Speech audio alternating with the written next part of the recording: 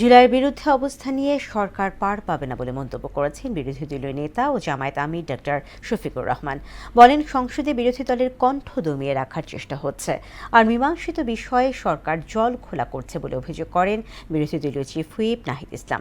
সকালে কাকরাইলে 11 দলীয় ঐক্যের জাতীয় সেমিনারে এসব কথা বলেন তারা। আরও জানাচ্ছেন উষা ফেরদৌস। ইনস্টিটিউশন অব ডিপ্লোমা ইঞ্জিনিয়ার্সে গণভোটের রায়ের বিরুদ্ধে সরকার, সংকটের মুখোমুখি দেশ শীর্ষক জাতীয় সেমিনার আয়োজন করে 11 দলীয় ঐক্য। এতে অংশ নেয় সাংবাদিক, রাজনীতিবিদ সহ বিশিষ্টজনরা।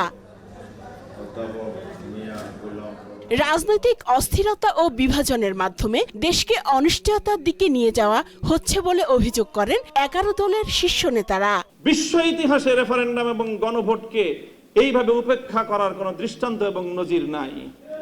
এই নতুন নজির সাব্যস্ত করে, নতুন নজির স্থাপন করে নিজেদেরকে ইতিহাসের আস্থা করে নিক্ষেপ করবেন না। দ্রব্যমূল্য ঠেকাবেন, নিজের আসন ঠেকাবেন, না 11 দলীয় ঐক্য জোটকে থামাবেন? 11 দলীয় ঐক্য জোটকে ধাপে ধাপে রাস্তায় নামতে হবে। বিরোধী দলীয় চিফ হুইপ নাহিদ ইসলাম বলেন, বিএনপি দেশকে দুর্যোগের দিকে ঠেলে দিয়েছে, এর দায়ভার তাদেরই নিতে হবে। জাতিকে এই দুর্যোগে টেনে এনেছে বিএনপি, ফলে বিএনপিকে এর দায়ভার এবং এর পরিণতি ভোগ করতে হবে এবং এর পরিণতি খুব সহজ হবে না।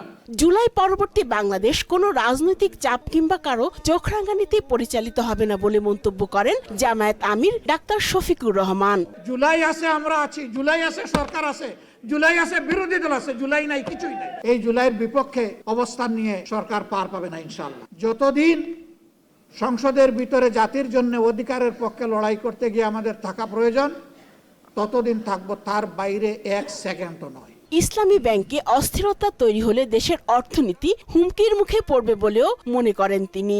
এই ব্যাংকের যদি অস্তিত্ব বিপন্ন হয়, বাংলাদেশের অর্থনীতি বঙ্গোপসাগরে চলে যাবে। উষা ফেরদৌস, মোহনা সংবাদ, ঢাকা।